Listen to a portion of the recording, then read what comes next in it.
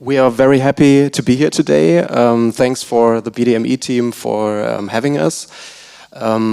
Today we can share some Gema basics and insights with you. Thank you for your participation already. Looks like you're interested in our topic and in the things Gema do. So I will start with a little introduction of myself. My name is Manuel Westermann and I've been working at Gema since the last year. And I'm part of a team called Member Relationship. And that's a team that has very close contact with our members. And we organize a program, for example, that's a big part of what we do, called Gema Plus. That's a benefits program for our members. And I will come back to this point during our workshop. Yeah, that's it, maybe. All right, thank you. Thanks for showing up so early. I know electronic music at 11 a.m. Are you kidding me? My name is Stefan Hitti. Just remember Shitty. That's actually my name in a lot of ways. I am the lead A&R manager at Gema since January 2022. I've been working for Gema for roughly about 10 years now. And I'll give a little bit of insights in what artists, publishers, label heads, and whatnot have to look out for once money's coming in, once you have to deal with a lot of different aspects of this industry. Yeah, my name is Jens Kindermann. I'm the head of the product department, mainly responsible for the audiovisual part of Gema, but also responsible for the Gema sound file upload, which I introduce you later. Yeah, and Hello. Yeah, I'm Mark. I'm head of the music reporting support. With my team, I'm responsible for all the incoming music reports, for example, for television, radio, streaming, video on demand, all the set lists, and cinema, and so on. Yeah. And I give you some insights about the club monitoring and festivals. All right, so let's have a look at the agenda. Maybe you can share the presentation on the screen? No. The answer is no.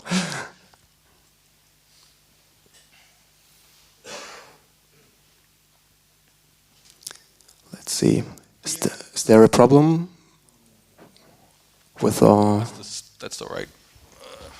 Okay.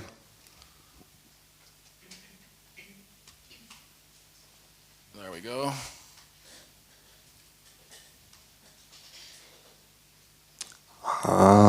Perfect. Thank you. You're welcome. Okay, so that's the agenda. I will start with some basics. I think you already know something about Gema maybe, but maybe this helps to get to the next points when it's about insights, sound file upload and monitoring service. So we all have the same background knowledge when it comes to the basics.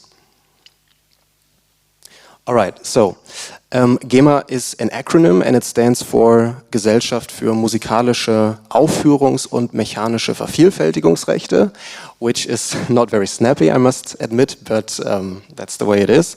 So in English, German Society for Musical Performing and Mechanical Reproduction Rights. So the name maybe already helps a little bit what it's about. It's about music and it's about rights. So I will come back to this point, of course, and explain it a little bit. Gema is a collective management organization, and the legal form of this of our organization is a commercial association. And this also means that we are not a state authority. There is sometimes some misunderstanding when it comes to this point. We are not a state authority, so there are no civil servants working here. We are no civil servants. And at the same time, we are also not a limited company where it's maybe about making a profit. So for us, it's not about making a profit for ourselves as a company. It's about collecting money for our members. I will explain that in a moment. And the main purpose when it comes to Gema is to protect and support our members and to administer their rights vis-à-vis the music users. Maybe some facts and figures about Gema. At the end of the last year, we had close to 90,000 members.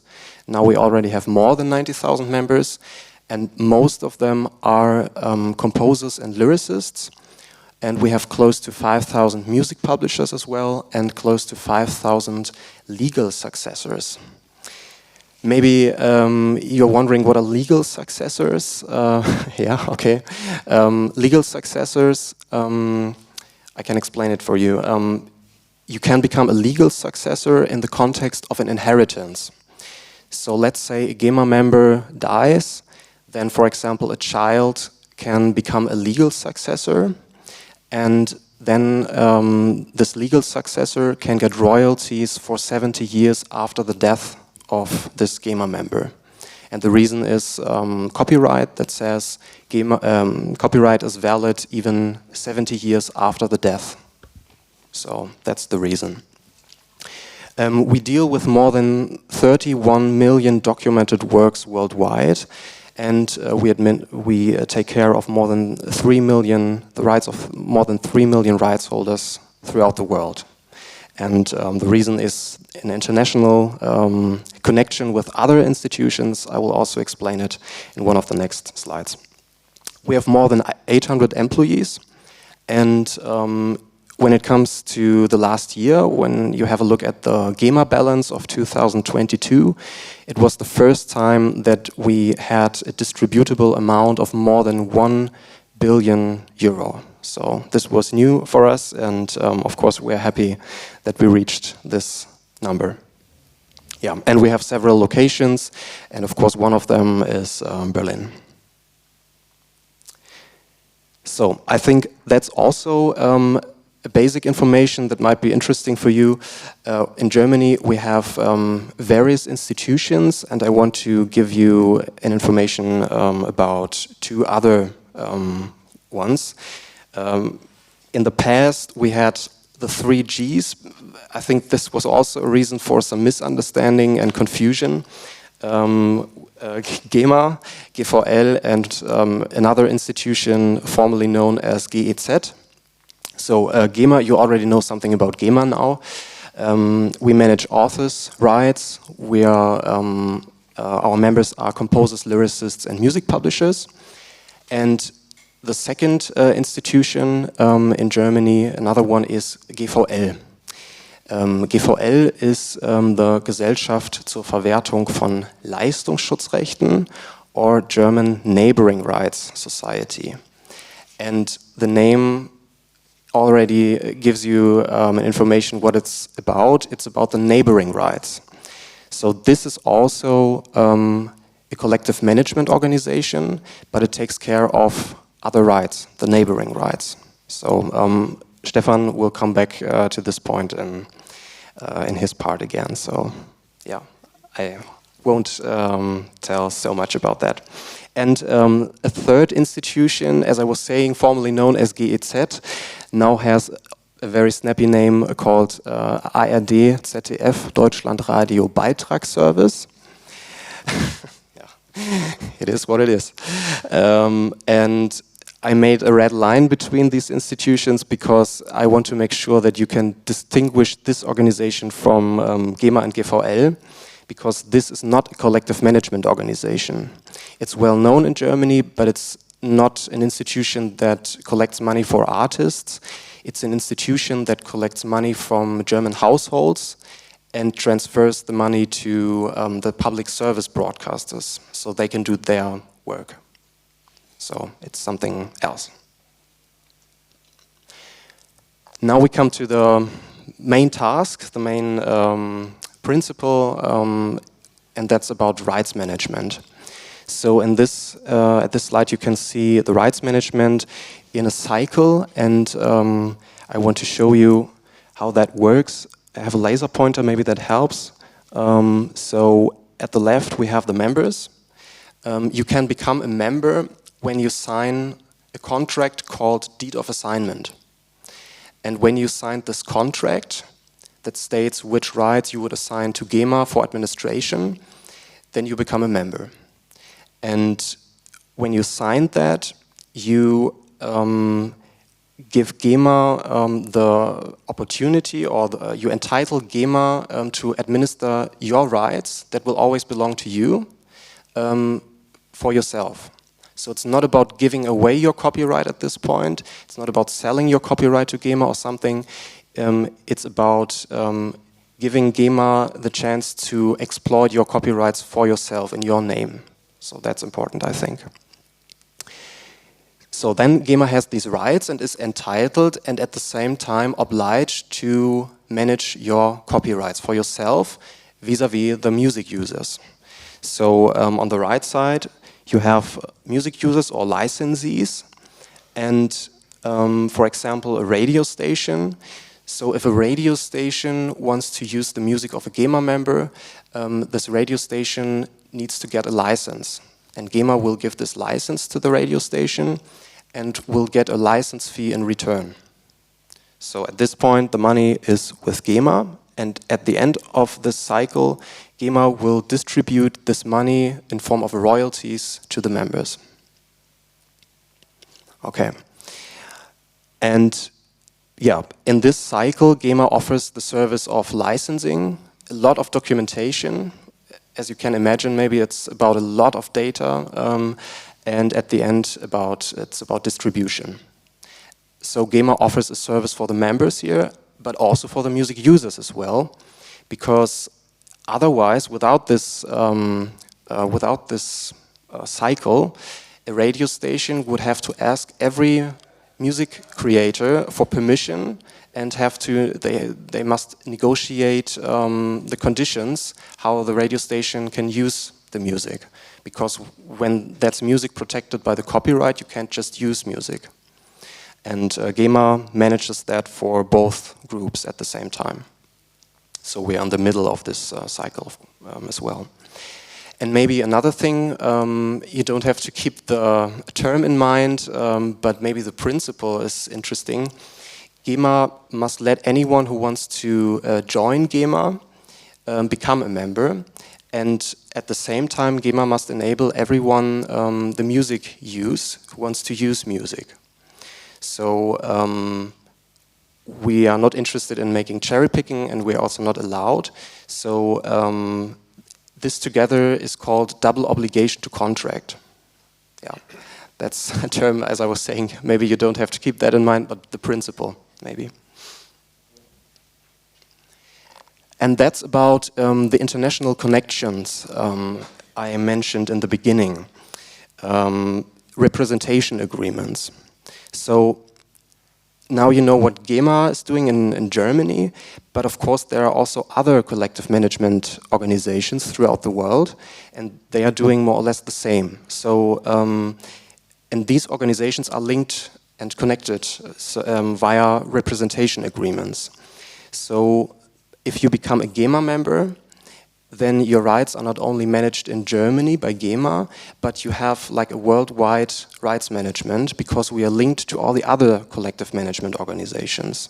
So if, for example, let's say here in the UK, we have the collective management organization PRS, and if a radio station in the UK wants to use the music of a Gema member, PRS would do the rights management there, collect the money, send the money to Gema, and Gema will distribute the money to the Gema member. And otherwise, it's the same, the other way around.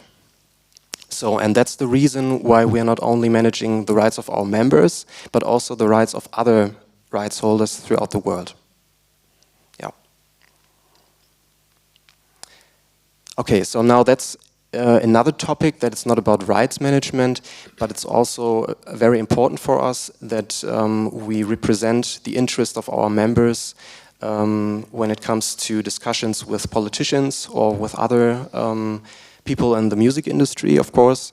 So for example, when it comes to changes in copyright aspects, then for us it's very important to be part of the discussion and to represent the interests of our members, of course. And for example, music streaming, of course, you already you know, is a very big topic for us. And in the last year, we commissioned a study about the music streaming market in Germany. And the result was not very surprisingly, maybe, but it's a good foundation for discussions with several people and, of course, also with politicians. Because the result is that a big part of a standard subscription, when it comes to the distribution, goes to the labels. Also, a big part goes to the streaming services, so 30%. And when we look at the musicians, authors, and music publishers, the part is compared pretty small. So if you combine the musicians and authors, we have 22%. And when you combine the authors and the music publishers, so our members, then you have 15%. So, and for us, it's very important that there is transparency in the music streaming market, and of course also fairness. And these results help to discuss about these topics.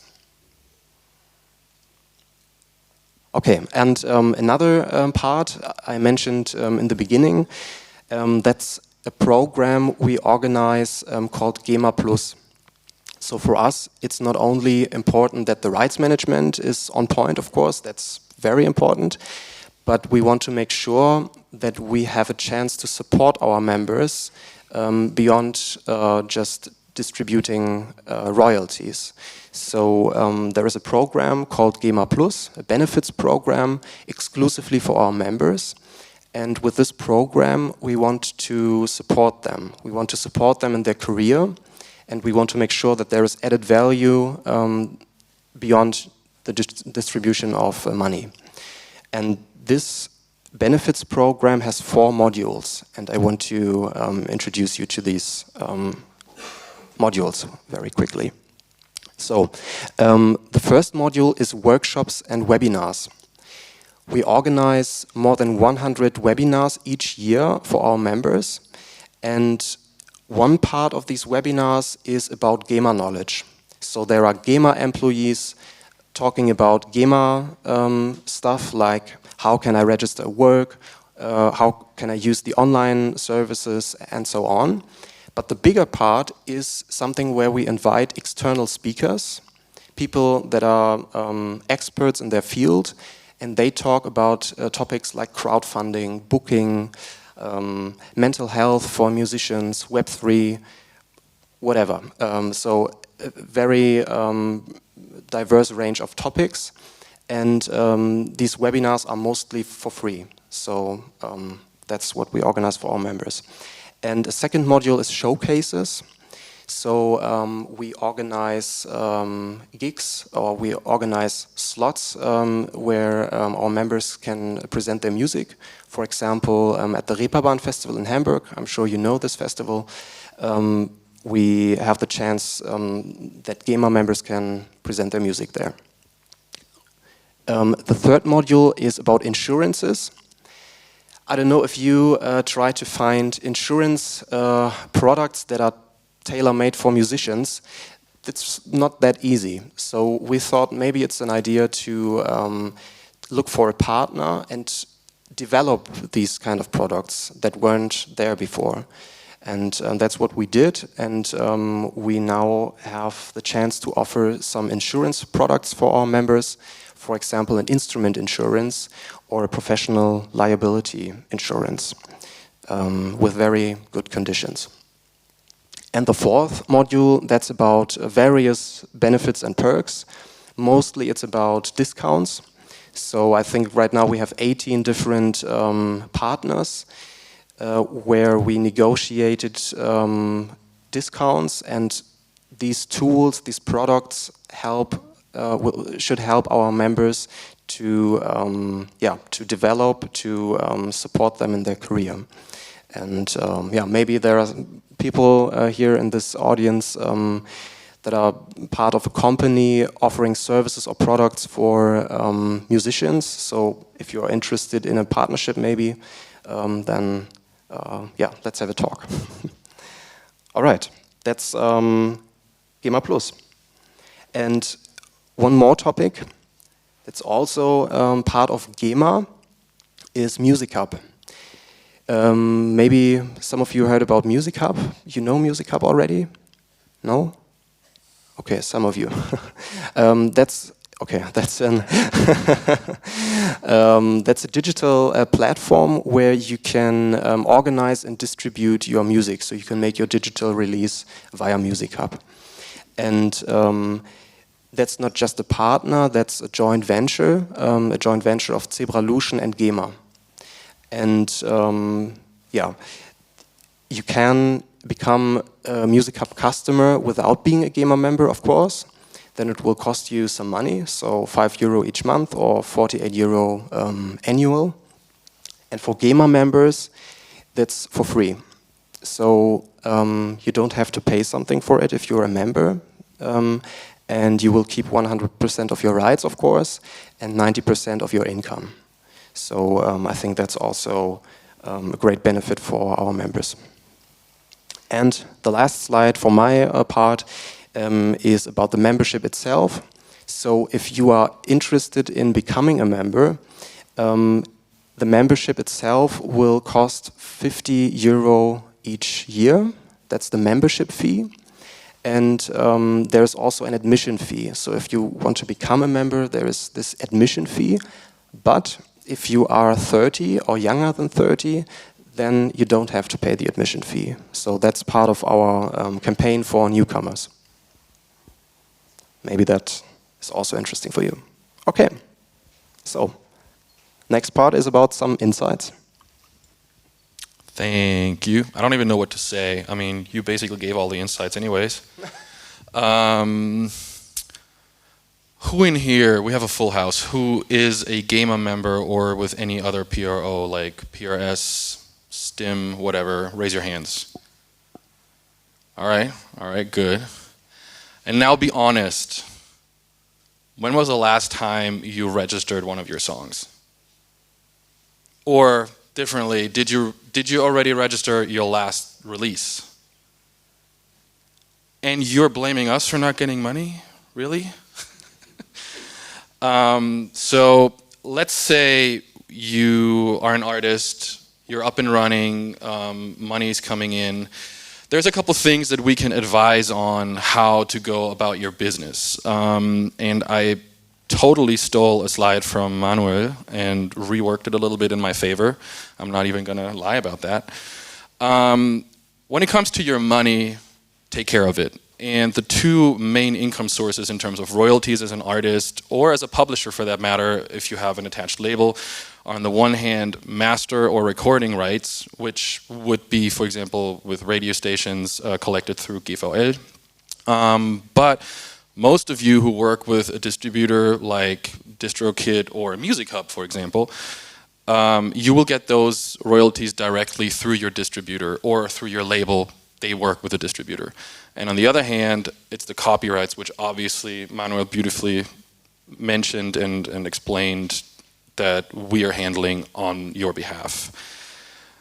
And the reason why I'm saying do both, as we saw in that survey, 55% of the pie comes through the label. So I'm not gonna lie, copyright is not the biggest revenue stream when it comes to music streaming, but it's not nothing. It's quite a bit actually, especially if you have somewhat of a reach at some point. Obviously, 2 streams a month is maybe not quite enough, but if you're starting to get into the 10,000s, 100,000s, it's something that you definitely have to take care of.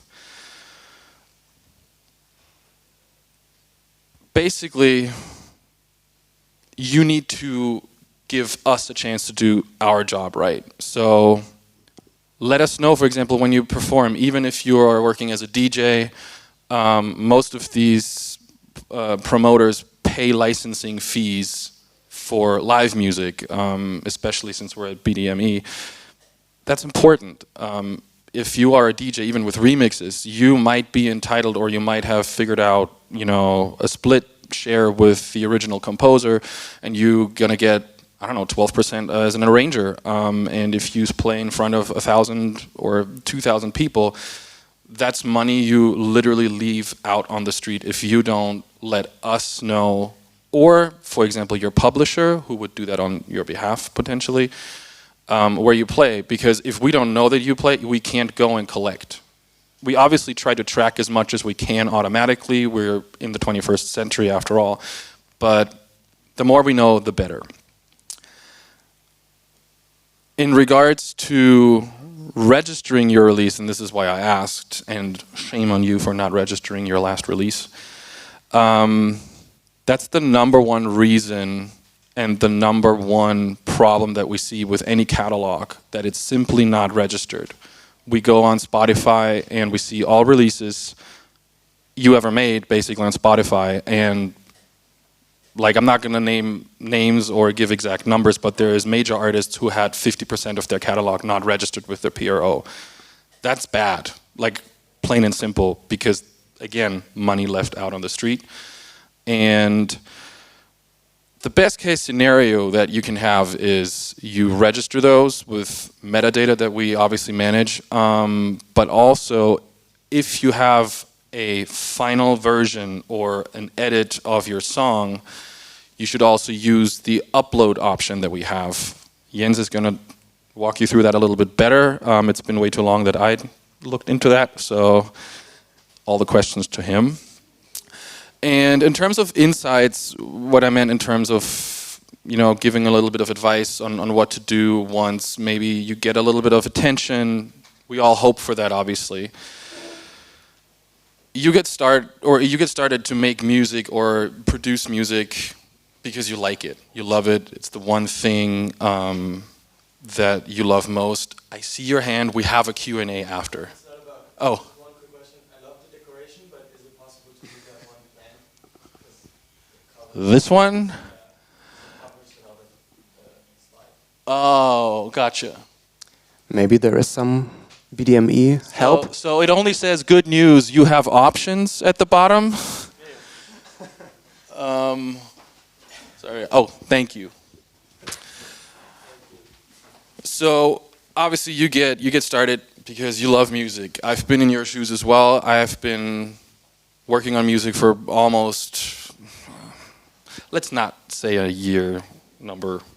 Let's just keep it at that, for a long time.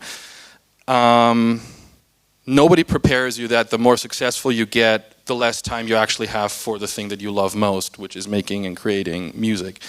So basically you have a couple options to explore.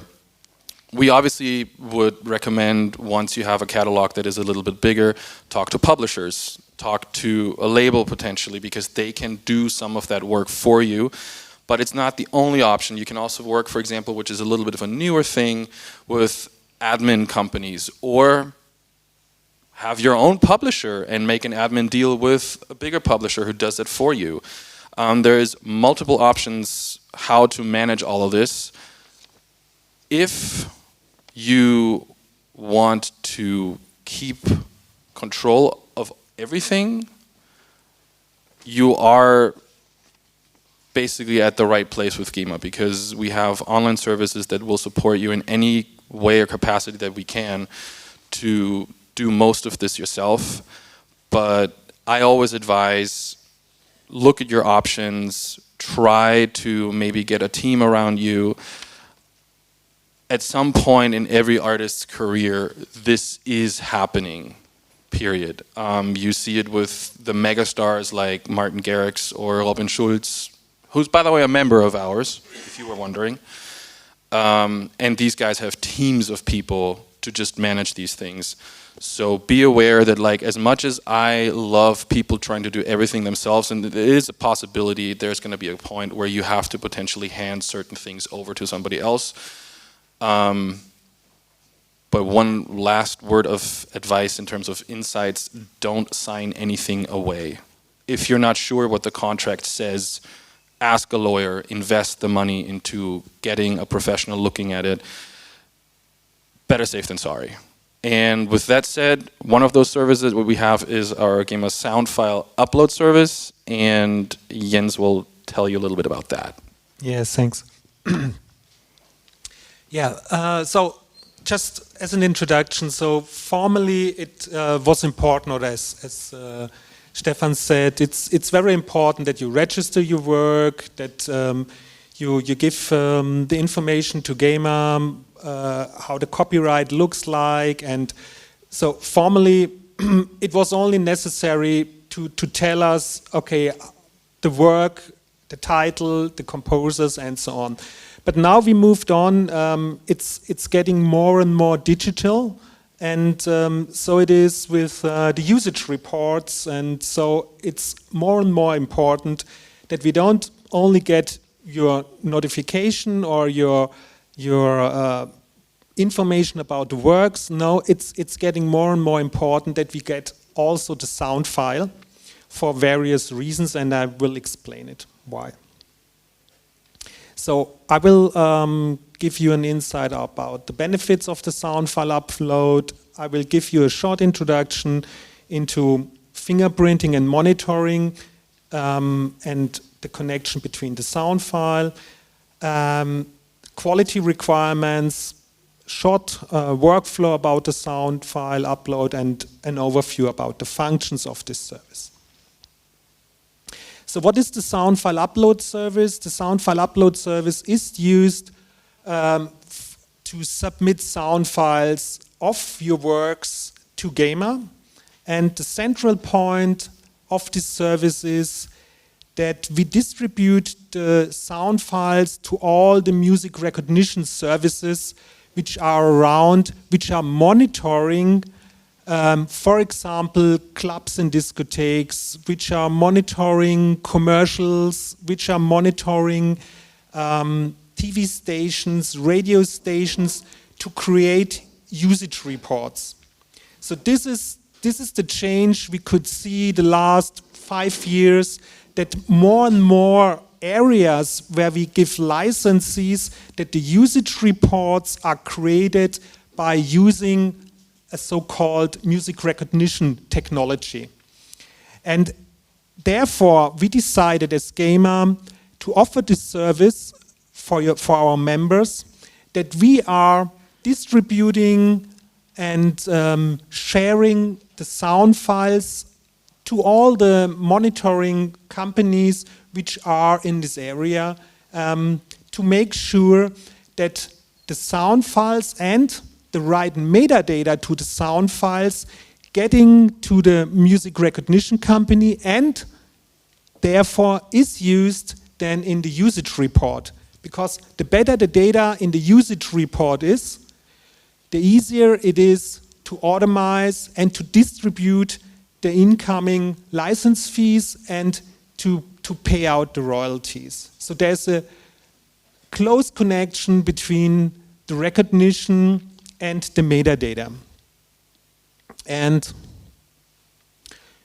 just if you might not know about fingerprinting, what is fingerprinting? It's a technique to create a digital fingerprint from an audio file. Like, as you know, the fingerprint of a thumb or something. This is done digitally for a musical work, where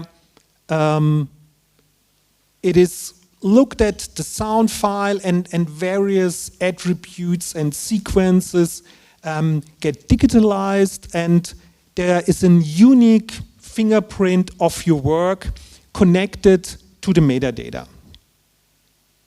And with this fingerprint, you can recognize music which is played on radio, which is used at a club, which is used at TV. And the monitoring, that's very easy. So you're using these fingerprintings, these fingerprints, and taking the source.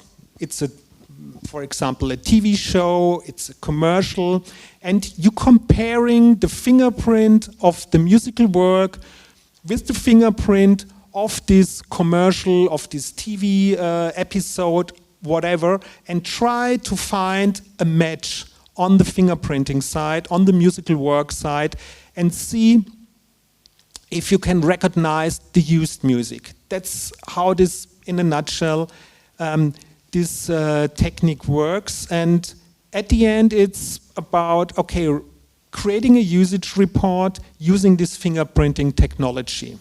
And as mentioned before, this is more and more used in a broad sense. And so it is very important that you upload and that the copyright societies getting these fingerprints and getting these sound files to guarantee that we can distribute the royalties. So what quality requirements are there? So it's important that we have a good quality in the format of the sound file. So we recommend WAV files or at least MP3s. Then it's important that each sound file is connected only to one musical work. So this is very important. The sound file has to be linked only to one musical work. So don't connect two musical works to a sound file. This is not working. So it is very important that there's a one-to-one connection. What is possible is that various sound files can rely to one musical work. That's possible if you have various versions, if you have sound effects on it, and so on. That's possible to connect this and link this to the musical work. That's fine, but otherwise it's not allowed. This is only a one-to-one relationship, and as mentioned before, you can see where this is used: TV commercials, radio programs, clubs and discotheques, and so on. And it's very easy to use this sound file upload. You have to register on the Gema online portal. Then there's an upload functionality. You can drag and drop your sound files there, or if you have a large number of sound files, you can use also an API. And then you are able to edit the sound files, to add the metadata. You can do this on the user interface, which is this part, or you can use also an Excel spreadsheet and do some bulk uploading of the metadata. At the end, you have to approve the sound files and give us the permission to use the sound files for the various use cases, as mentioned before: TV, online, radio, discotheques. You have to approve that Gema is allowed to provide these sound files to the music recognition companies, and then it's done.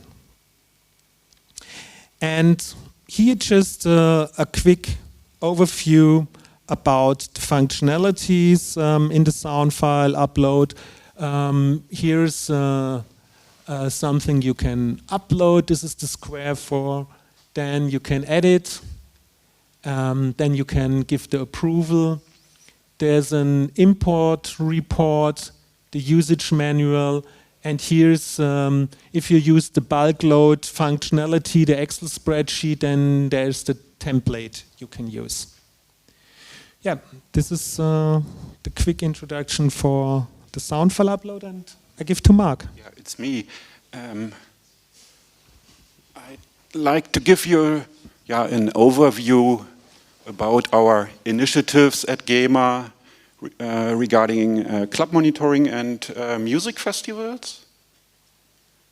We love charts, we love workflows at Gema. And so you see here the value chain in club monitoring and club distribution, and it starts with the authors here in the middle and the publishers. As already mentioned by Jens, they have to register their works and upload their sound file.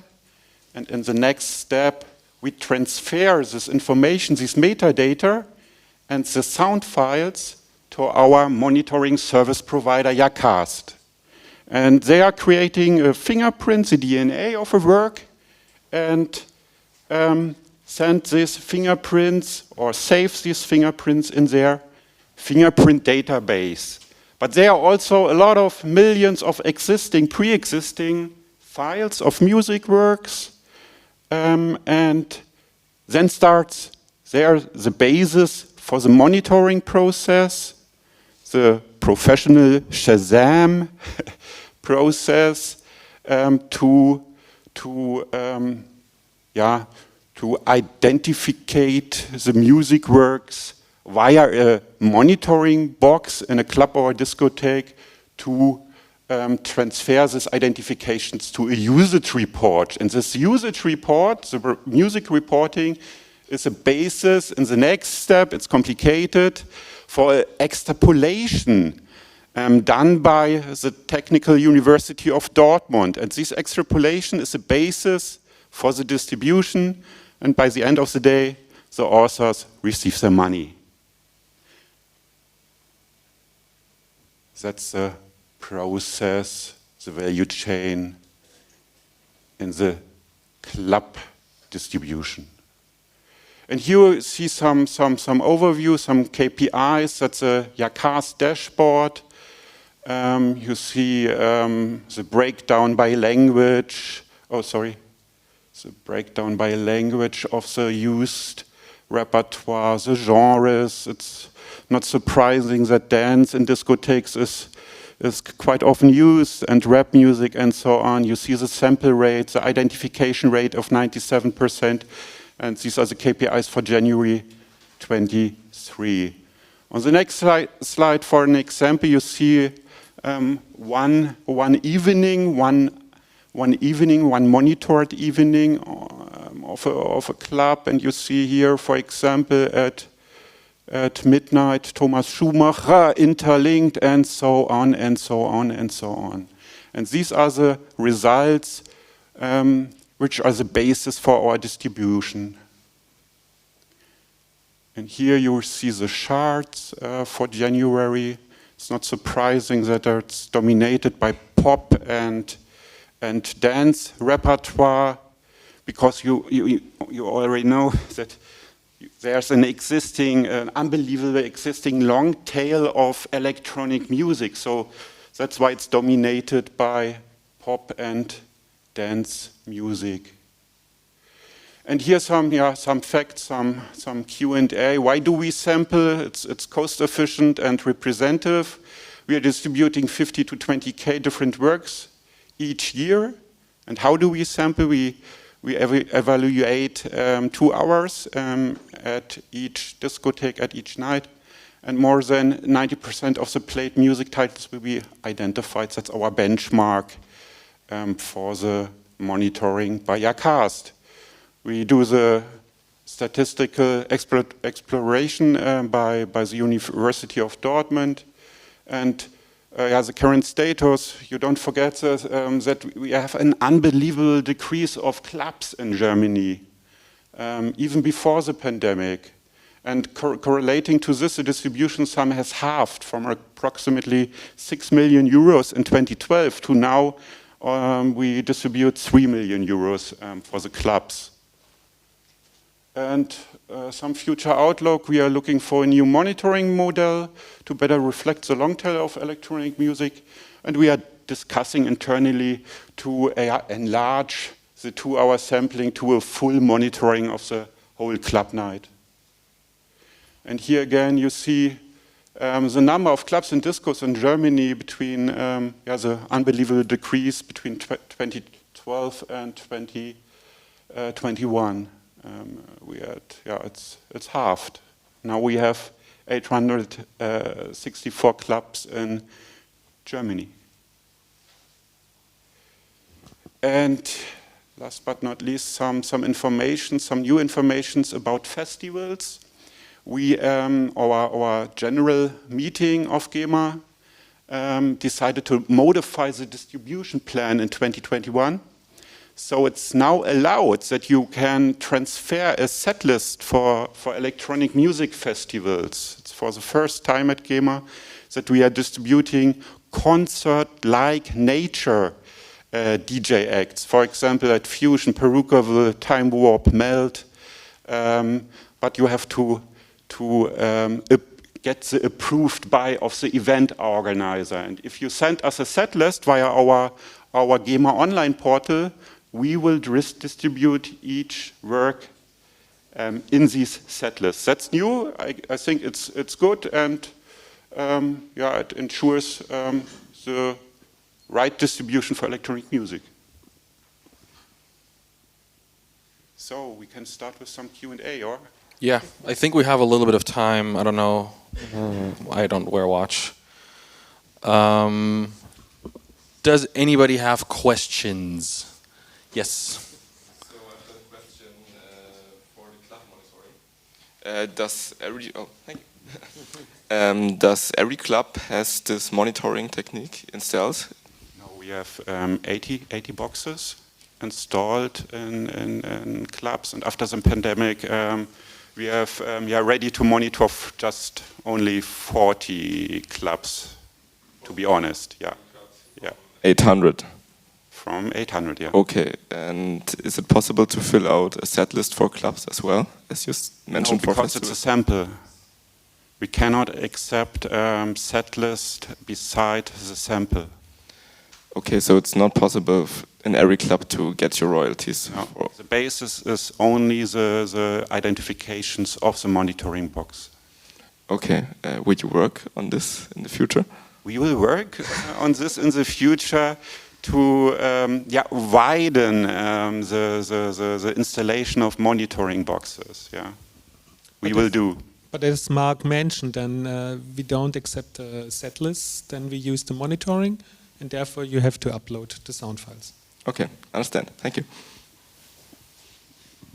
Yeah, maybe like a side note from the industry. There is, I don't know, probably like about 20 companies worldwide who are working on app-based monitoring systems where you don't need necessarily hardware anymore.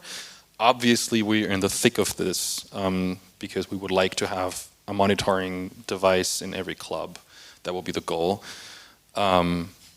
It's a slow movement, and it's hey, we are at a tech university, so things sometimes take time if you want to do it right. So. And don't forget, we distribute 1 billion euros, and the club area is the smallest one with 3 million euros.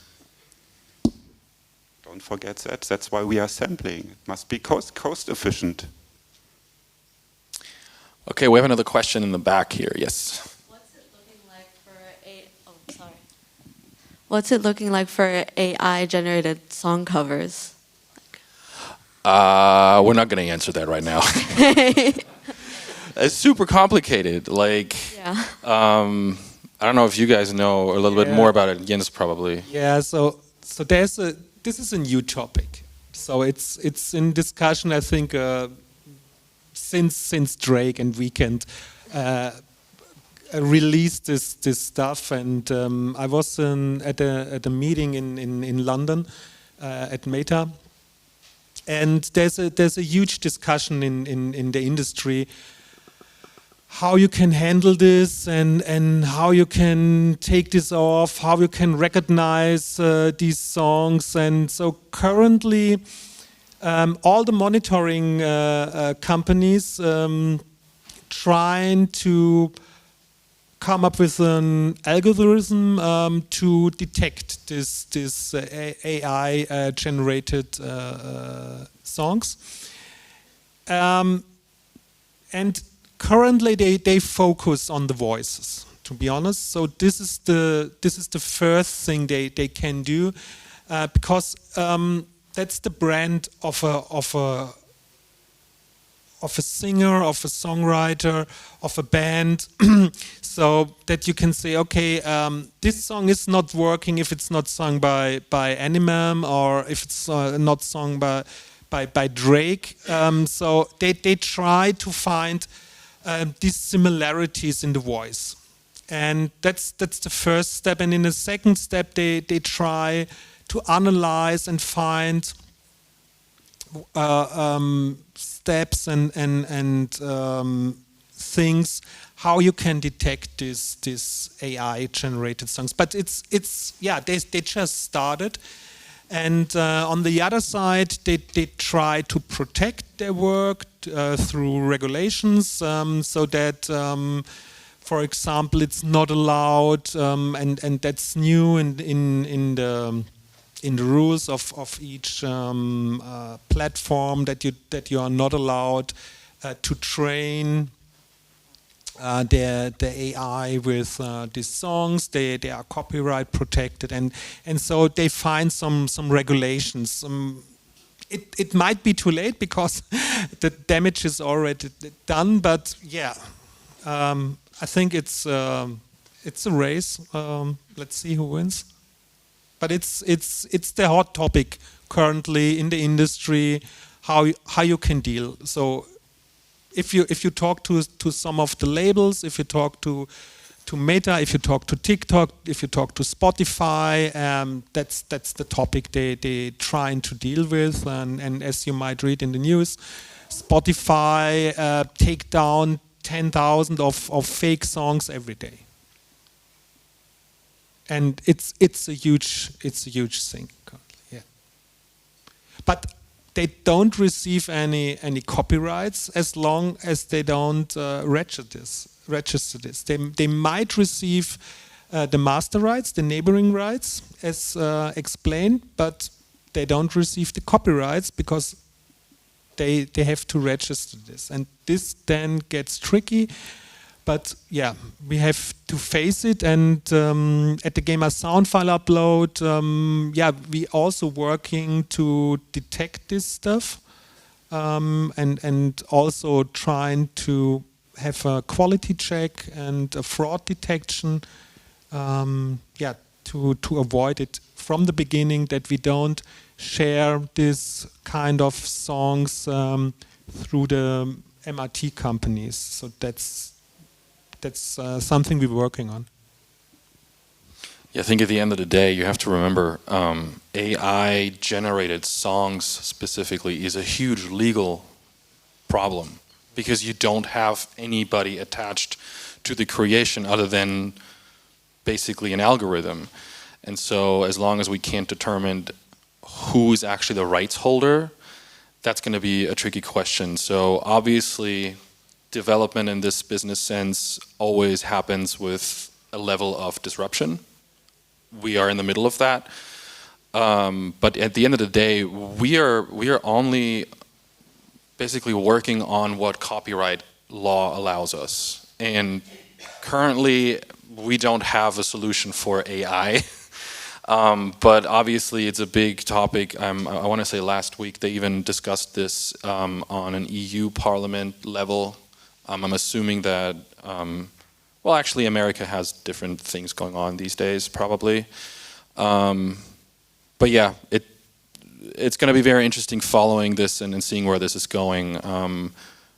But as of now, we just have to wait and see what the legality of all of this brings with it.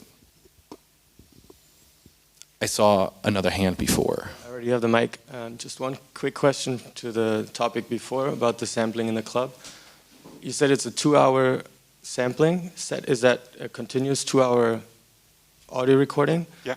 So throughout the night, there's 10 DJs and you kind of grab one out of them? Just not 2 hours. Yeah, 2 out of one. Like it's not... Of one night, of one club night. Right, it's not spread throughout the night. No, no. 2 following hours. Okay. And then why is that? Why did you choose? We will change the system. We want to, yeah, identify it the whole night. Yeah, we will do it. Okay.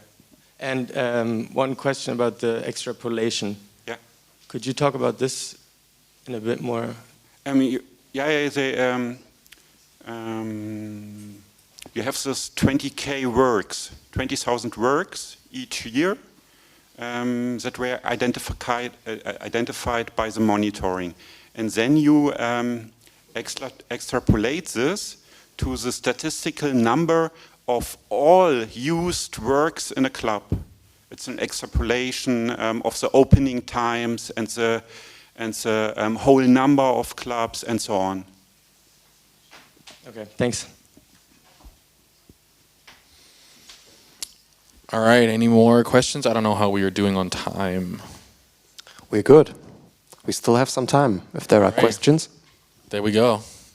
So basically, if you have a label or whatever, and you upload a sound to SoundCloud, or if you're an artist and the label didn't provide the ISRC codes, is there any way, if you have like 100K or 200K streams on this sound, to collect the royalties from the past? Yes and no. So the good thing is, if we're talking about SoundCloud, for example, looking at the crowd, some of you may remember that we most famously basically went to court with Google and YouTube a couple years ago. And the reason behind that was that YouTube basically didn't want to pay licensing fees anymore. And so that's been said and done, and SoundCloud has a licensing contract with us and pretty much every other country on this planet. So by uploading your song to SoundCloud, you're going to receive royalties. The question is, with 1,000, maybe 2,000 streams, it's going to be so minimal that I don't even know if it's going to pop up on your royalty statement. It depends on the rates that SoundCloud pays. Certain DSPs like SoundCloud have pretty good rates per stream, where let's say 10,000 streams might get you like a bump. Like, look, we're talking about maybe a couple cents if you're lucky. Talking about like 100K or 200K. Yeah.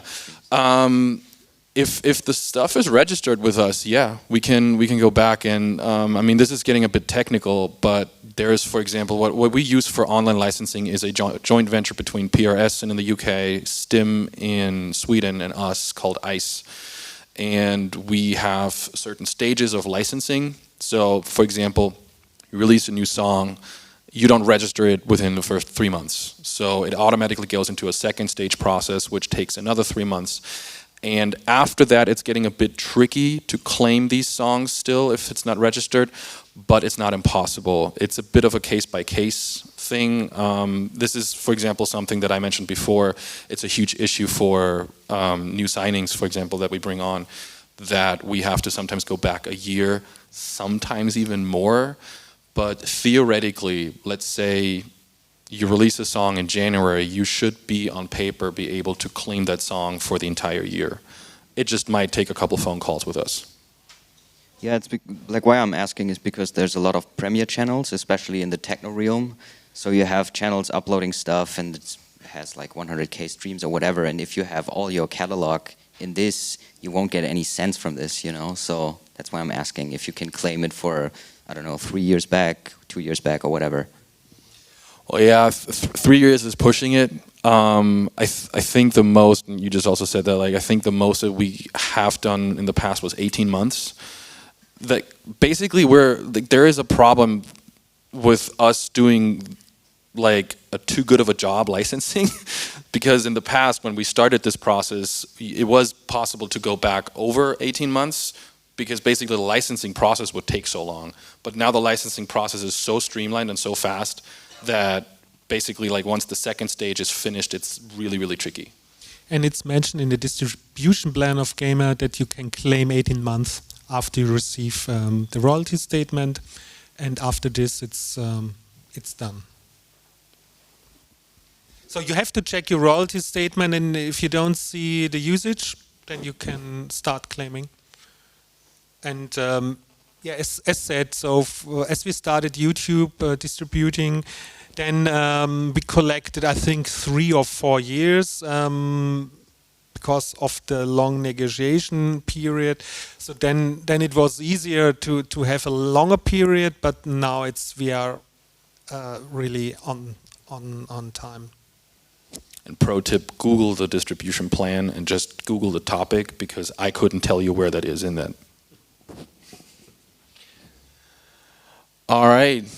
I think we have time for one last question if anybody still wants desperately to hear more of us. Yeah, only one little question. So when we are the first time at the sound upload, is there an option where we can see maybe our label has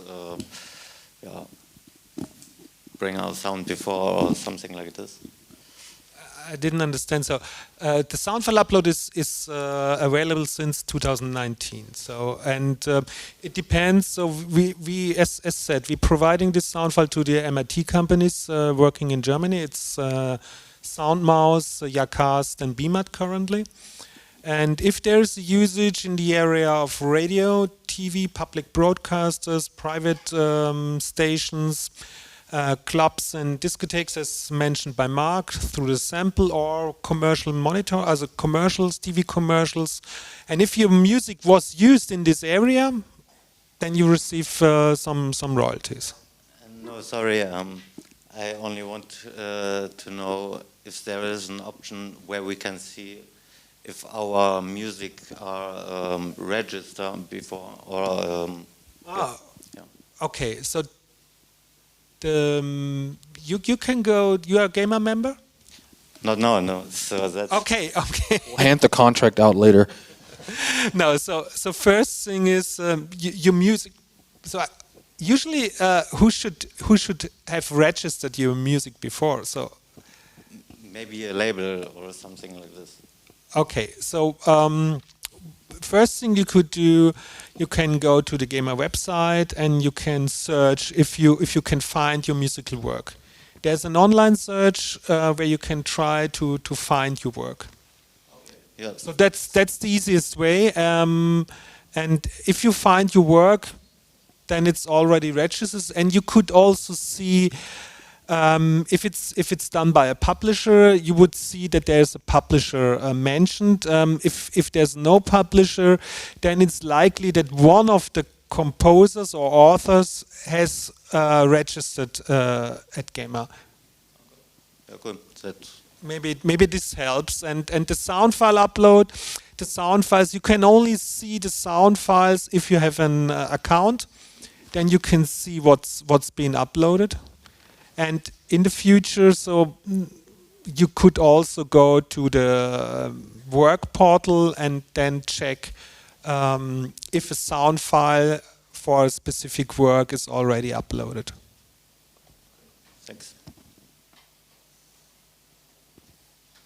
All right.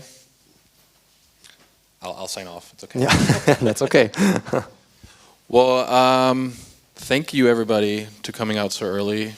I hope this was somewhat enlightening to what we actually do. Go on our website if you have more questions. We have a brilliant frequently asked questions portal, very new. I have to promote it, I'm sorry.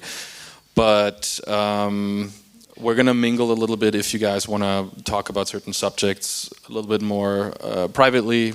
Just approach us, and thanks for coming out so early. I hope you guys are not hungover. Let's change that. Thanks. Thank you.